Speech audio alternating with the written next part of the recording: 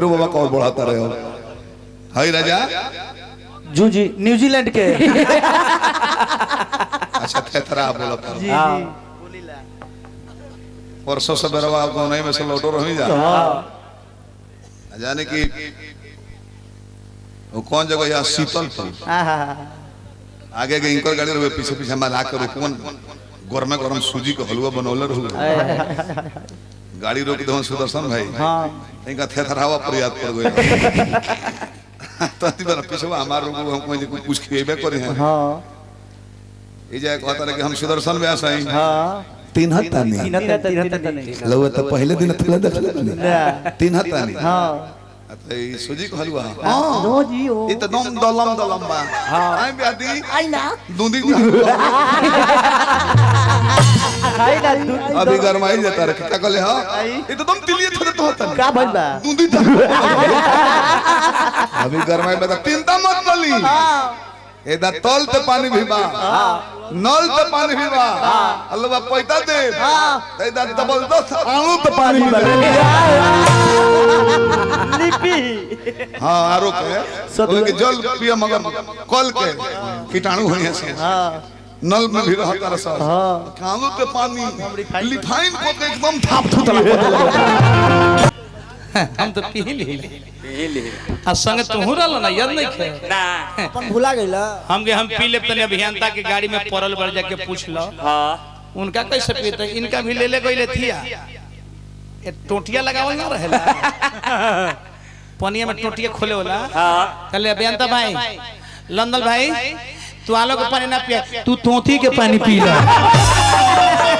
ठोपे ठोपे गिरी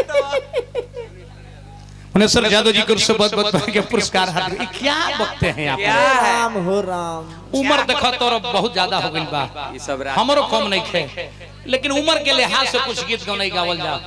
खाली आलू के पानी तो तोती के पानी तो दूधी के हलवा खा लो साफ पौरा प्यास अरे राम राम देखो अनिकेत सिखाता नहीं एक कोयला से बाजार बनी ना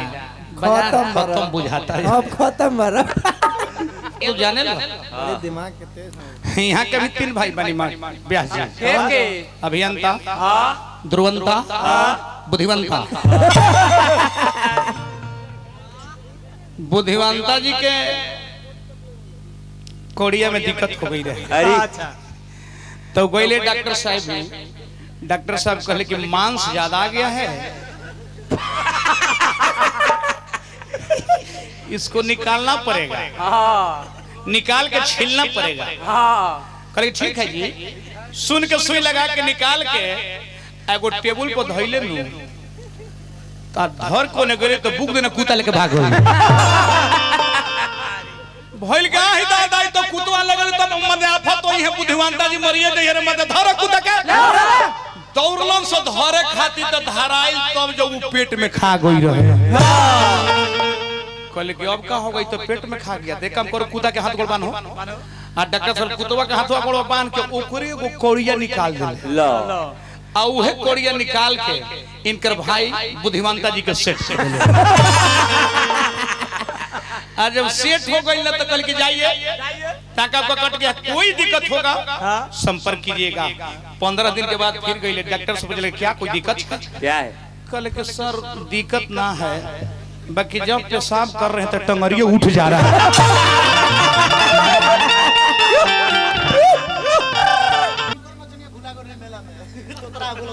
तना गंदा तू हमरा के बात कल हमारो के पानी को हमें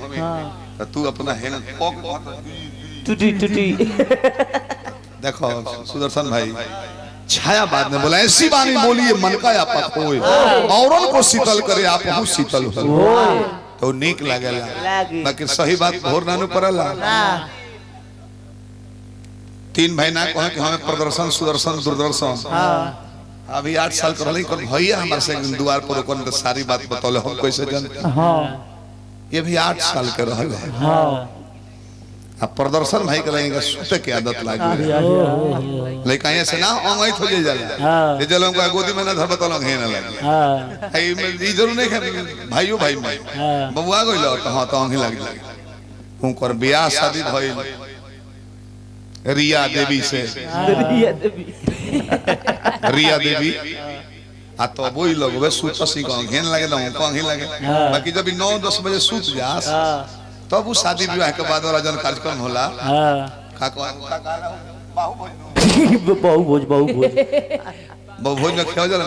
बाद में अपन काम करो 10 बजे के बाद एक बार जरूरी काम से पटना गोर ले एक हफ्ता खातिर अच्छा एक हफ्ता रिया से भेंट भइल ना रहे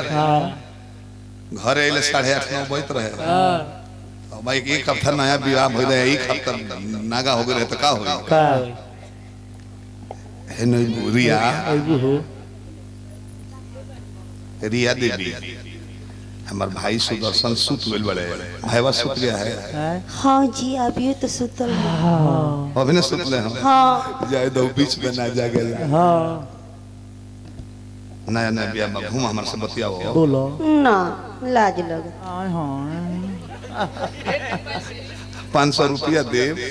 ना वो होना चाहिए दिमाग गरम भाई 1000 दे वो होना चाहिए पागले हो गया ठीक भइल बेबरा सिकरी किन देव ना हार किन देव ना 8 लाख का नया कार किन देव ना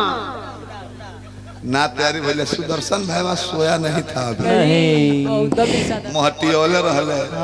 अतल आंख में स्ते जागत रह लइका बुद्धि 8 साल के भैया भैया तारा मजे से नु काम बा अच्छा काहे के 8 लाख पूंजी बर्बाद करबो हाँ हमारे गाड़ मार दे साइकिल किन दी हमारे पर व्यवस्था मान लो एगो साइकिल किन दे 2000 फरी आ जाए 8 लाख कमाइल पैसा बर्बाद नहीं करे के भाई का मतलब ये कि बचाव करो बचाओ करो भाई पत्नी का माने पतन से बचाओ अब भाई का मतलब होला कि पैसा रुपया से बचा दो कुछ भइल गलती सही ना ही ना कुछ भइल थोड़ा ये कौन नहीं हो इसी को कौन नहीं बोलते एकरा को नहीं ना कहे जानला हाथ जोड़त तनी आड़ो अजूजी के बात मत करो हम भोजपुरी सुधारे के फरमा लगल बने तू बिगाड़ ही लगल हां आके फजवत रहे भोजपुरी सुधार के छोड़ हम जीवन तले सुधार दे तो देखत नहीं खाली भाई कहत रे खत्म बा हे मर्दे हमरा इतना ढेर दिन मारे हम की रहल बा बाजार में के हमारा इतना बाजार में ढेर दिन के रहल बा हिट रह के तने को नाम धरत रामायण के गायकी में एक पीस विजेंद्र बाबा हां आ तनी संका से कम बाजार हल्का रामा शंकर चाचा ओकर बाद तने को नाम धरम जे 30 बरिस से मार्केट में एक बराबर हिटे रह गई तके हूं अरे कदा 10 बरिस पहले से जिला में उतर नहीं जा तो कंपनी के उतारल हो अरे से बहुत पहले जितेंद्र लमड़ से चले हमार दुगो ले जाना मेरे तू विजेंद्र बाबा तपस्वर चौहान के हाथ गोड़ जोड़ के कैसेट गोलर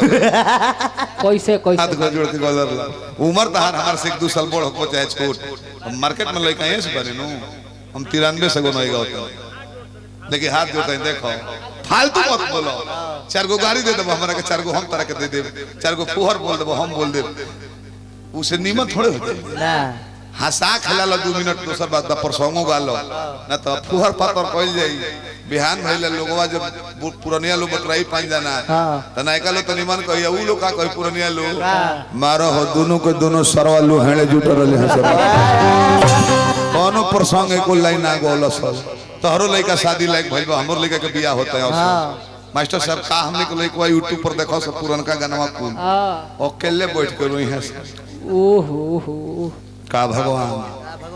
हमने के कितना बड़ मौगा के जमल बनी दोसर घर पर ना लोग जा हमने के जन्म करम दे देले रही तो ऐसा और सुधारक हाथ हाथ जोड़ देखो तरह के हाथ जोड़ता नहीं उनको से मत बोले उनको तारीफ देनी रेशमा जी तारो के हाथ जोड़ता नहीं हमरा के लंगड़ मत कहो लंगड़ कहो तरू न ए देहिए में एगो अनहरवा फरफराए लगत ओकरा आंख नहीं के बाकी देख ली त टोट टोट मंजिल पर सिया का एगो अनहर नाम ना बता एगो आंख नहीं के इनको गांव में सुदर्शन भाई का माजा बन भावे करत नहीं कोनो अंग नहीं खे जन्म में नार गर्दे से या भावे बहुत बढ़िया कहतन केंगा 10 दिन बहरा से बाहर रहे तरह तने को बीर हरस में चला बबुआ